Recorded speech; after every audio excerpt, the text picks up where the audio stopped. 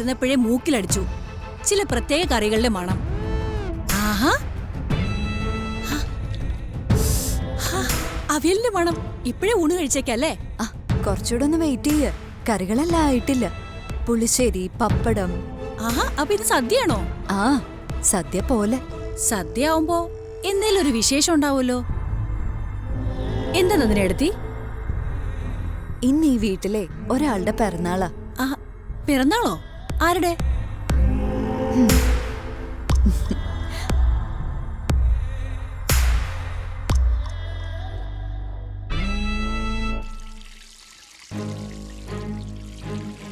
ആരുടെ പിറന്നാളാ എടുത്തി? അത് ഞാനിപ്പോ പറയില്ല. എല്ലാവർക്കും അതൊരു സർപ്രൈസ് ആയിക്കോട്ടെ. എന്നോട് പറ നന്ദിനിയെടുത്തി. അതെ, മാലതിയോട് പറഞ്ഞാലേ മാലതി അത് എല്ലാവരോടും പറയും ഇപ്പൊ തന്നെ. അത് വേണ്ട, ആ സമയത്ത് എല്ലാവരും ഒരുപോലെ അറിഞ്ഞാ മതി.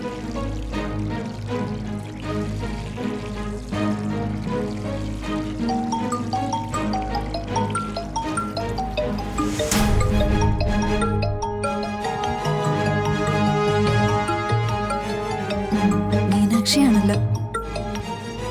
ആ മോളെ. മീനാക്ഷി, എന്താ മോളെ? കാർത്തികേട്ടനൊരു ആക്സിഡന്റ് പറ്റി. ആക്സിഡന്റോ? ഞങ്ങള് ഹോസ്പിറ്റലിലേക്ക് കൊണ്ടുപോവാ. അയ്യോ,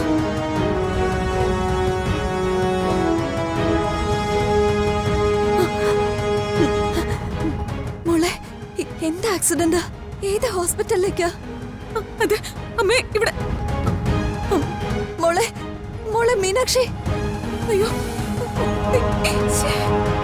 മോളെ, മോളെ. കാർത്തികേട്ടാ. മോളെ, മീനാക്ഷി. മോളെ, മോളെ.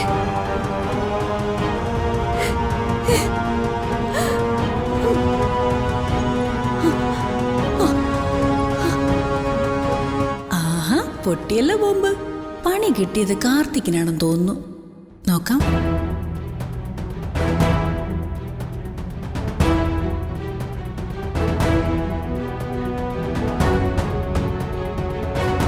കാർത്തിക്കിനെ ഫോൺ വിളിച്ച് കിട്ടുന്നില്ലെന്ന് കരുതി ആശങ്കയൊന്നും വേണ്ട രാജലക്ഷ്മി. അവർ രണ്ടാളും സന്തോഷമായിട്ടൊരു യാത്ര പോയതല്ലേ. സിദ്ധന്മാരുടെ പ്രവചനങ്ങളെല്ലാം ശരിയാകണമെന്നൊന്നും നിർബന്ധമില്ല. ഈ ലോകത്ത് മനുഷ്യന് പ്രവചിക്കാൻ കഴിയാത്തതായിട്ടൊന്നുണ്ടെങ്കിൽ അത് മരണസമയമാണ്.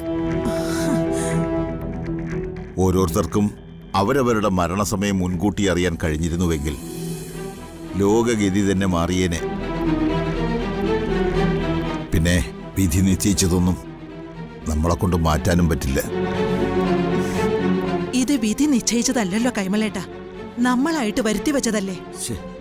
അച്ഛാ, അമ്മേ, എന്താ മോളെ? കാർത്തി മോനും മീനാക്ഷിയും പോയ വഴി ആക്സിഡന്റ് ആയിന്ന്. വാത്സല്യം